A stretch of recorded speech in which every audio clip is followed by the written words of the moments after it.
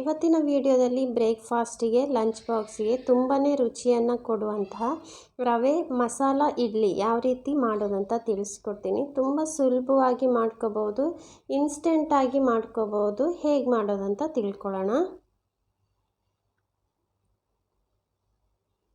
ಮೊದಲಿಗೆ ಒಂದು ಸಣ್ಣ ಪ್ಯಾನ್ ಇಟ್ಕೊಂಡಿದ್ದೀನಿ. ಅದಕ್ಕೆ 1 ಟೇಬಲ್ ಸ್ಪೂನಷ್ಟು ತುಪ್ಪವನ್ನು ಹಾಕ್ಕೊಳ್ತಾ ಇದ್ದೀನಿ.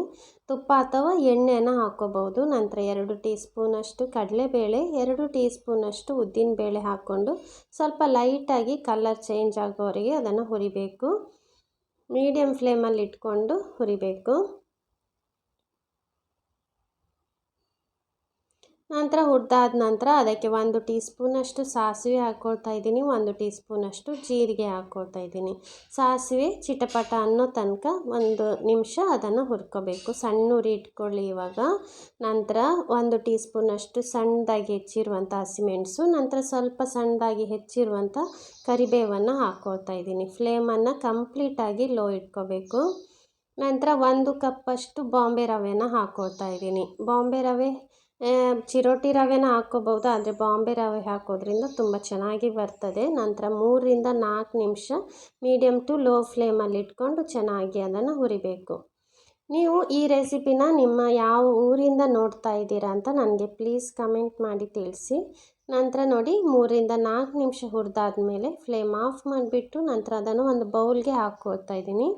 ಇದನ್ನು ಕಂಪ್ಲೀಟಾಗಿ ತಣ್ಣಗಾಗಲು ಬಿಡಬೇಕು. ನೋಡಿ ತಣ್ಣಗಾದ್ಮೇಲೆ ಅದಕ್ಕೆ 3/4 ಕಪ್ಪಷ್ಟು ಮೊಸರನ್ನ ಹಾಕ್ಕೊಳ್ತಾ ಇದ್ದೀನಿ. ಮೊಸರನ್ನ ಚೆನ್ನಾಗಿ ಬೀಟ್ ಮಾಡಿಬಿಟ್ಟು ಹಾಕ್ಕೊಳ್ತಾ ಇದ್ದೀನಿ ನಾನು. ನಂತರ ಅದನ್ನು ಒಮ್ಮೆ ಚೆನ್ನಾಗಿ ಮಿಶ್ರಣ ಮಾಡ್ಕೋಬೇಕು.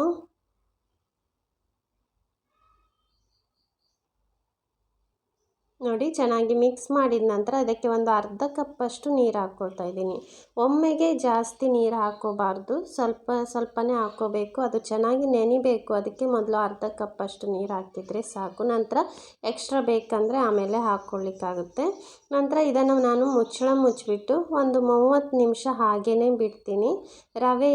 ರವೆ ಏನಿದೆ ಅದು ನೀರನ್ನು ಚೆನ್ನಾಗಿ ಅಬ್ಸರ್ವ್ ಮಾಡ್ಕೊಳುತ್ತೆ. ನಂತರ ಚೆನ್ನಾಗಿ ನೋಡಿ ಎಷ್ಟು ಗಟ್ಟಿಯಾಗಿದೆ ನೋಡಿ. ತುಂಬ ಗಟ್ಟಿಯಾಗಿದೆ ಅನಿಸಿದ್ರೆ ಅಷ್ಟೇ ಅದಕ್ಕೆ ನೀರು ಹಾಕ್ಕೊಳ್ಳಿ, ಇಲ್ಲಾಂದರೆ ಹಾಕ್ಕೊಳ್ಳೋದು ಬೇಡ. ನಾನಿಲ್ಲಿ ಒಂಚೂರು ಗಟ್ಟಿಯಾಗಿದೆ ಅನಿಸಿದೆ, ಅದಕ್ಕೆ 2 ಟೇಬಲ್ ಸ್ಪೂನಷ್ಟು ನೀರನ್ನು ಹಾಕ್ಕೊಳ್ತಾ ಇದ್ದೀನಿ.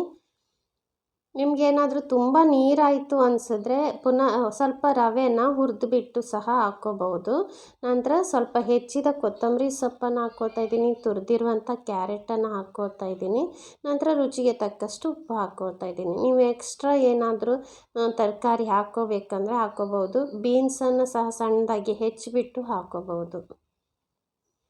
ಎಲ್ಲವನ್ನು ಚೆನ್ನಾಗಿ ಮಿಕ್ಸ್ ಮಾಡ್ಕೊಳ್ತಾ ಇದ್ದೀನಿ. ನಂತರ ಕೊನೆಯದಾಗಿ 1 ಟೀ ಸ್ಪೂನಷ್ಟು ಬೇಕಿಂಗ್ ಸೋಡಾ ಹಾಕ್ಕೊಳ್ತಾ ಇದ್ದೀನಿ. ಇದು ಆಪ್ಷನಲ್, ಇಷ್ಟ ಇದ್ದರೆ ಹಾಕ್ಕೋಬೋದು, ಇಷ್ಟ ಇಲ್ಲಾಂದರೆ ಹಾಕ್ಕೊಳ್ಳೋದು ಬೇಡ. ಹಾಕೋದ್ರಿಂದ ಇಡ್ಲಿ ತುಂಬ ಸಾಫ್ಟಾಗಿ ಬರ್ತದೆ. ನೋಡಿ ಚೆನ್ನಾಗಿ ಮಿಕ್ಸ್ ಮಾಡ್ಕೊಂಡಿದ್ದೀನಿ. 1 ನಿಮಿಷ ಮಿಕ್ಸ್ ಮಾಡ್ಕೊಂಡಿದ್ದೀನಿ. ನಂತರ ಇಡ್ಲಿ ತಟ್ಟೆಗೆ ಸ್ವಲ್ಪ ಎಣ್ಣೆಯನ್ನು ಸವರ್ತಾ ಇದ್ದೀನಿ. ಎಣ್ಣೆ ಅಥವಾ ತುಪ್ಪವನ್ನು ಸವರ್ಕೋಬಹುದು. ನಾನಿಲ್ಲಿ ತೆಂಗಿನ ಎಣ್ಣೆಯನ್ನು ಹಾಕ್ಕೊಂಡಿದ್ದೀನಿ. ನಂತರ ಅದಕ್ಕೆ ಹಿಟ್ಟನ್ನು ಹಾಕ್ಕೊಳ್ತಾ ಇದ್ದೀನಿ.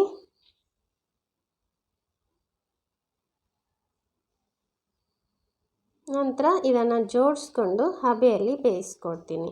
ನಾನಿಲ್ಲಿ ಕುಕ್ಕರಿಗೆ 1-2 ಕಪ್ಪಷ್ಟು ನೀರನ್ನು ಹಾಕ್ಕೊಂಡು ಮೀಡಿಯಮ್ ಫ್ಲೇಮಲ್ಲಿ ಕುದಿಸಿ ಇಟ್ಕೊಂಡಿದ್ದೀನಿ. ಅದರಲ್ಲಿ ಇಡ್ಲಿ ತಟ್ಟೆನ ಇಟ್ಬಿಟ್ಟು ಒಂದು 10 ನಿಮಿಷ ಮೀಡಿಯಮ್ ಫ್ಲೇಮಲ್ಲಿ ಬೇಯಿಸ್ಕೊಳ್ತಾ ಇದ್ದೀನಿ. ಒಂದು 10 ನಿಮಿಷ ಸಾಕಾಗುತ್ತೆ ಬೇಯಲಿಕ್ಕೆ.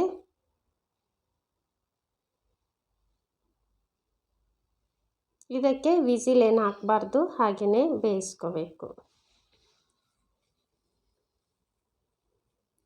ನೋಡಿ 10 ನಿಮಿಷ ಚೆನ್ನಾಗಿ ಬೆಂದಿದೆ. ನಂತರ ಅದನ್ನು ಓಪನ್ ಮಾಡಿಬಿಟ್ಟು ಒಂದು ಸ್ವಲ್ಪ ಬೆಚ್ಚಗಾಗುವವರೆಗೆ ಹಾಗೆ ಓಪನ್ ಇಟ್ಬಿಟ್ಟು ನಂತರ ತೆಗೀರಿ, ಸರ್ವ್ ಮಾಡಿ. ರುಚಿಯಾದ ಮಸಾಲ ರವೆ ಇಡ್ಲಿ ರೆಡಿ ಆಯಿತು.